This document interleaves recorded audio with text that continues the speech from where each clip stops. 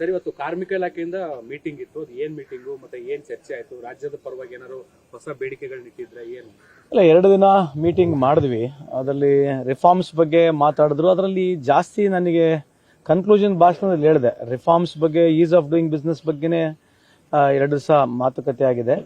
ಒಂದು ದಿನ ಕಡ್ಡಾಯವಾಗಿ ಇಡೀ ದೇಶದ ಲೇಬರ್ ಆಗುಗಳು, ಲೇಬರ್ ತೊಂದರೆಗಳು, what is labour challenges, what all is going through ಅಂತ ಹೇಳಿ ಸಂಪೂರ್ಣ ಒಂದಿನ ಅದ್ರ ಬಗ್ಗೆನೇ ಚರ್ಚೆ ಆಗಲಿ ಅಂತ ಹೇಳಿ ಮಾನ್ಯ ಸಚಿವರ ಹತ್ರ ಕೂಡ ಮನವಿ ಮಾಡ್ಕೊಂಡಿದ್ದೇನೆ.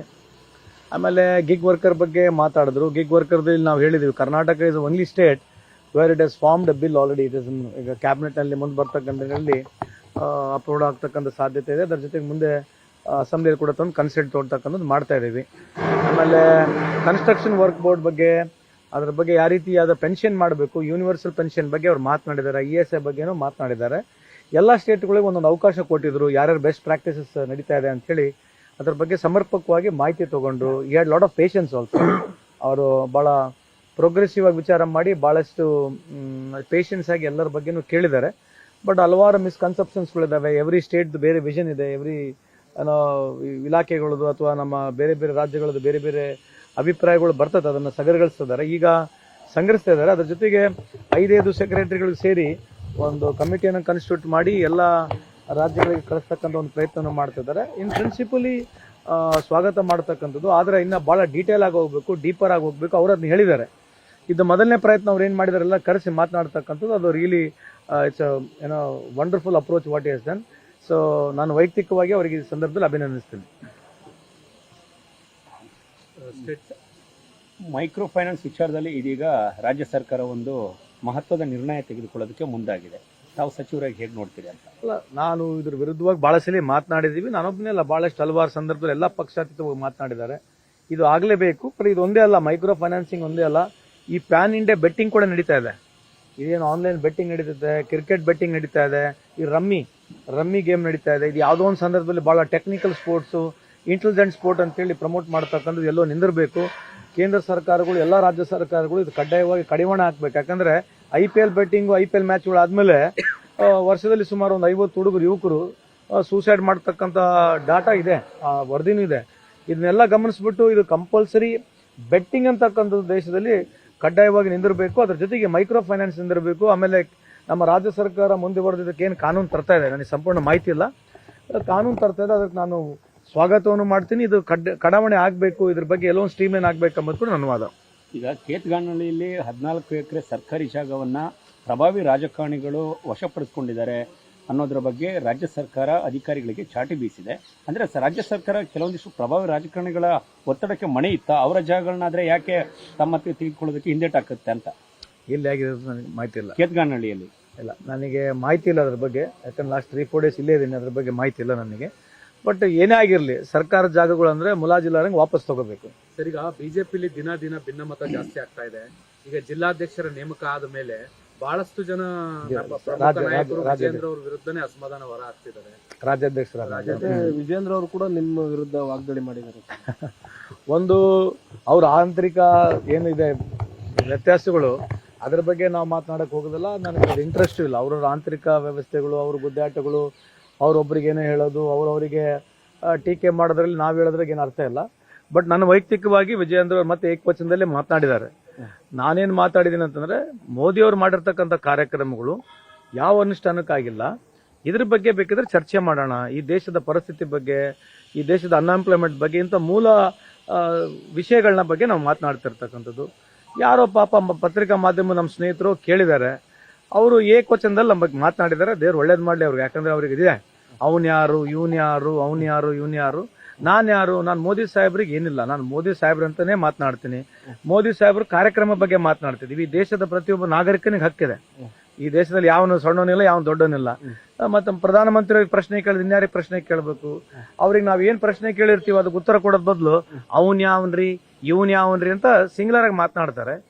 ನಾನ್ ಯಾವನೋ ನನಗ್ ಬಿಟ್ರಲ್ಲಿ ಈ ತರದ ಮಾತಾಡೋದ್ರಿಂದ ಇವ್ರಿಗೆ ಏನದು ಐ ಡೋಂಟ್ ನೋ. ಯಾಕಂದ್ರೆ ಈ ಬಸವಣ್ಣ ನಾಡಿದ್ದು, ಬಸವಣ್ಣವರ ನಾಡು. ಆಮೇಲೆ ಇವರು ಸ್ವಲ್ಪ BSY ಯಡಿಯೂರಪ್ಪ ಸಾಹೇಬ್ರ ಮಗ, ಇವರು ಅದನ್ನ ಮರ್ತು ಬಿಟ್ಟಾರೋ ಏನೋ, ಅದನ್ನೇ ಬಹಳ ತಲೆ ಮೇಲೆ ಇದೆ, ಗೊತ್ತಿಲ್ಲ.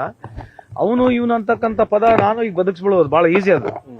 ಅದೇನು ಅವನಿಗೆ ಇವನು ಅನ್ನೋದು ಇವನಿಗೆ ಅವನು ಅನ್ನೋದು ಅದು ಅವರಿಗೆ ಒಳ್ಳೇದಾಗ್ತಿದ್ರೆ if you thinks that it is so is having so pride and proud about telling that God bless him. ಈಗ ಅವರು ಸಂದರ್ಭದಲ್ಲಿ ರಾಹುಲ್ ಗಾಂಧಿ ವಿರುದ್ಧ ಮಾತನಾಡ್ತಾರೆ ಅಥವಾ ಸಿದ್ದರಾಮಯ್ಯ ಸಾಹೇಬ್ರ ವಿರುದ್ಧ ಮಾತನಾಡ್ತಾರೆ.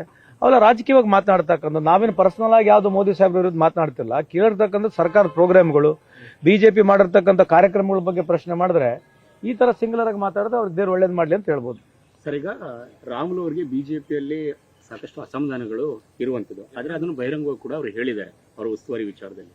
ಈಗ ಕಾಂಗ್ರೆಸ್ನವರು ಕೂಡ ಅವರನ್ನ ಸ್ವಾಗತ ಮಾಡ್ತಿದ್ದಾರೆ, ಬರ್ಲಿ ಕಾಂಗ್ರೆಸ್ಗೆ ಅಂತ. ಒಂದು ವೇಳೆ ರಾಮುಲು ಅವರು ಕಾಂಗ್ರೆಸ್ ಬಂದ್ರೆ ನಾನು ವೈಯಕ್ತಿಕವಾಗಿ ರಾಮುಲು ಅವರು ಬಂದ್ರೆ ನನ್ನ ವೈಯಕ್ತಿಕವಾಗಿ ಸ್ವಾಗತ ಇದೆ. ಬಿಕಾಸ್ ಇದು ವಂಡರ್ಫುಲ್ ಹ್ಯೂಮನ್ ಬೀಯಿಂಗ್. ನಮಗೆ ಅವ್ರು ಇವಾಗ ಬಹಳ ವರ್ಷದ ಪರಿಚಯ ಇದೆ.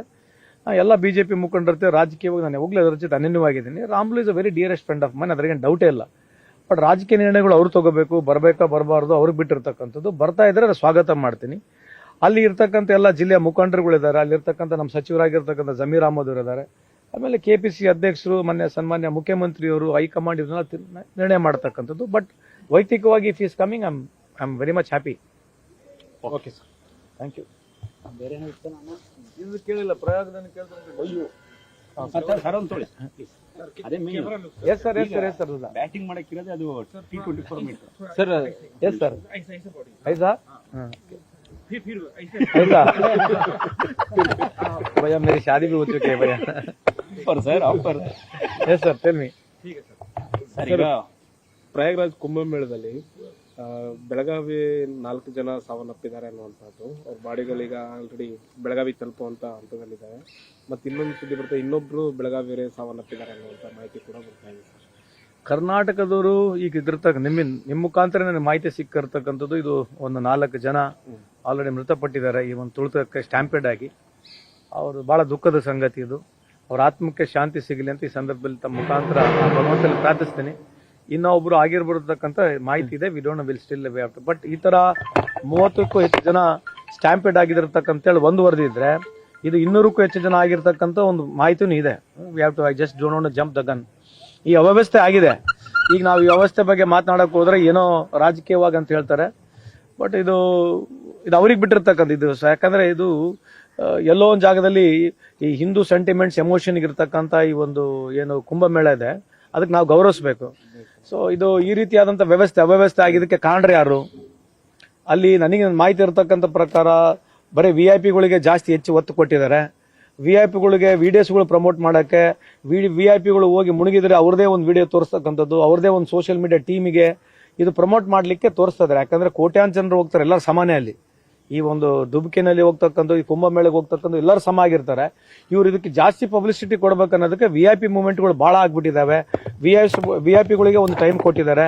ಅವ್ರು ಹೋಗಿ ಬಂದು ಮುಳುಗಿ ಬರೋದ್ರೊಳಗೆ ಅವ್ರ ಒಂದು ವಿಡಿಯೋನ ಮಾಡಿ ಇಡೀ ಪಬ್ಲಿಸಿಟಿ ಮಾಡ್ತಕ್ಕಂಥ ಒಂದು ಪ್ರಯತ್ನ ಮಾಡ್ತಾ ಇರತಕ್ಕಂಥ ನನ್ನ ಬಂದಿರತಕ್ಕಂಥ ಮಾಹಿತಿ. ಸೊ ಇದು ಮಾಡ್ತಕ್ಕಂಥದ್ದು ಒಳ್ಳೇದಲ್ಲ. ಎಲ್ಲರಿಗೂ ಸಮವಾಗಿರ್ಬೇಕು. ಇದ್ರಾಗ VIP ಟ್ರೀಟ್ಮೆಂಟ್ಗಳು ಕಮ್ಮಿ ಆಗ್ಬೇಕನ್ನೋದು ನನ್ನ ವಾದ. ಸರ್, ಈಗ ಆರಂಭದಲ್ಲಿ ನೋಡಿ, ಇಡೀ ದಿನ ನಿನ್ನೆ ಕೇವಲ 10 ಜನ ಅಂತ ಆರಂಭದಲ್ಲಿ ಸರ್ಕಾರ ಎಲ್ಲೂ ಕೂಡ ನಂಬರ್ಗಳನ್ನ ಅಧಿಕೃತವಾಗಿ ಹೇಳಿಲ್ಲ. ಸಂಜೆ 6 ಗಂಟೆ ಮೇಲೆ ಅಧಿಕೃತವಾಗಿ ಸಂಖ್ಯೆಗಳನ್ನ ಹೇಳಿದ್ರು 30 ಅಂತ. ನೀವ್ ಹೇಳಿದ್ರೆ ಅದು ಇನ್ನೂ ಹೆಚ್ಚಿರ್ಬೋದು. ಯಾಕೆ ಅಂಕಿ ಅಂಶಗಳನ್ನ ಮುಚ್ಚಿಡೋ ಪ್ರಯತ್ನ ಏನಾದ್ರು ಸರ್ಕಾರ ಮಾಡ್ತಾರೆ? ಕೋವಿಡ್ ವಿಷಯದಲ್ಲೂ ಅಷ್ಟೇ, ಈ ವಿಷಯದಲ್ಲೂ ಅಷ್ಟೇ. ಈ ತರ ಸಂಖ್ಯೆಗಳು ಜಾಸ್ತಿ ಬಂದ್ರೆ ಅವರು ಯಾವತ್ತೂ ಫ್ಯಾಕ್ಟ್ಗಳನ್ನ ಹೇಳಲ್ಲ. ಬಿಜೆಪಿ ಸರ್ಕಾರ ಇದೊಂದೇ ಅಲ್ಲ, ಕ್ರೈಮ್ ರೇಟ್ ಆಗಿರ್ಲಿ ದೇಶದಲ್ಲಿ, ಡೆತ್ ರೇಟ್ ಆಗಿರ್ಲಿ, ಮಾರ್ಟಲಿಟಿ ರೇಟ್ ಆಗಿರ್ಲಿ, ಎಜುಕೇಶನ್ ಇಂಡೆಕ್ಸ್ ಇರಲಿ, GDP ಇಂಡೆಕ್ಸ್ ಇರಲಿ, ಗ್ರೋತ್ ರೇಟ್ ಇರಲಿ, ಇಂಥವು ಯಾವುದು ಮೂಲಭೂತ ಜನರಿಗೆ ಗುರ್ತಾಗಬೇಕು ಅದನ್ನೆಲ್ಲ ಮುಚ್ಚಿಡ್ತಕ್ಕಂಥದ್ದು ಒಂದು ಪ್ರಯತ್ನ ಇದೆ. ಇಂಥರ ಬಗ್ಗೆ ಯಾವಾಗಲೂ ಸಾರ್ವಜನಿಕರು ಚರ್ಚೆ ಆಗೋದಿಲ್ಲ.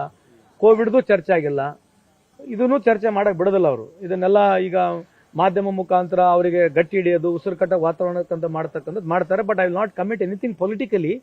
ಬಟ್ ಇದು ಎಷ್ಟು ಸರಿ ಅಂತಕ್ಕಂಥದ್ದು ಸಾರ್ವಜನಿಕರು ಕೂಡ ಅರ್ಥ ಮಾಡ್ಕೋಬೇಕಂತ ತಮ್ಮ ಮುಖಾಂತರ ಹೇಳಿಕೆ ಇಚ್ಛೆ ಬಯಸ್ತೇನೆ. ಸರ್, ಈಗ ತನಿಖೆಗೆ ಈಗ ಆದೇಶ ಮಾಡಿದಾರಲ್ಲ ಮುಖ್ಯಮಂತ್ರಿ, ಆದ್ರೆ ತನಿಖೆಯಿಂದ ಏನ್ ಲಾಭ ಏನು ಅಂತ, ಅದರಿಂದ ಉಪಯೋಗ ಏನ್ ಬರ್ತದೆ? ಸ್ಟ್ಯಾಂಪೀಡ್ ನಲ್ಲಿ ತನಿಖೆ ಏನಿದೆ ರೀ, ಸ್ಟ್ಯಾಂಪೀಡ್ ಆಗಿರ್ತಕ್ಕಂಥದ್ದು ಅವ್ಯವಸ್ಥೆಗಳು, ಒಂದು ಹೆಚ್ಚಿನ ಜನ ಹೋಗಿರ್ತಕ್ಕಂಥದ್ದು, ಮತ್ತೆ ಜನಕ್ಕೆ ವ್ಯವಸ್ಥೆ ಮಾಡಲಾಗಿದ್ದಾಗ ಸ್ಟ್ಯಾಂಪೀಡ್ ಆಗಿರ್ತಕ್ಕಂಥದ್ದು. ಮೇಜರ್ ಆಗಿ ಎಲ್ಲ ಜನರು ಏನ್ ಹೇಳ್ತಿದ್ದಾರೆ ಅಂದ್ರೆ, ಈ VIP ಮೂವ್ಮೆಂಟ್ಗಳಿಗೆ ಜಾಸ್ತಿ ಟೈಮ್ ಹೋಗ್ತಾ ಇದೆ, ಇವ್ರು ಹೋಗ್ತಾ ಇದಾರೆ, ಇವರಿಂದ ಕ್ಯಾಮರಾ ಹೋಗುತ್ತೆ, ಇವ್ರು ಮುಣಿಗೆ ಬರ್ತಾರೆ, ಇವ್ರನ್ನ ವಿಡಿಯೋ ತೋರಿಸ್ತಕ್ಕಂಥದ್ದು ಆಗ್ತಾ ಇದೆ ಅಂತ ಬಹಳ ಗಟ್ಟಿಯಾಗಿ ಜನರದ್ದು ಒಂದು ವಾದ ಇದೆ. ಅದೇ ಇರ್ತದೆ ಸೋಷಿಯಲ್ ಮೀಡಿಯಾದಲ್ಲಿ ಕೂಡ ನಡೀತಾ ಇದೆ. ಇದು ಜನರಿಗೆ ಬಿಟ್ಟಿರ್ತಕ್ಕಂಥದ್ದು, ಅವರ ವಿವೇಚನೆಗೆ ಬಿಟ್ಟಿರ್ತಕ್ಕಂಥದ್ದು. ಹೆಚ್ಚಿನ ವಿಡಿಯೋಗಳಿಗೆ ಪ್ರತಿಧ್ವನಿ ಯೂಟ್ಯೂಬ್ ಚಾನೆಲ್ ಸಬ್ಸ್ಕ್ರೈಬ್ ಮಾಡಿ, ಬೆಲ್ ಐಕಾನ್ ಕ್ಲಿಕ್ ಮಾಡಿ.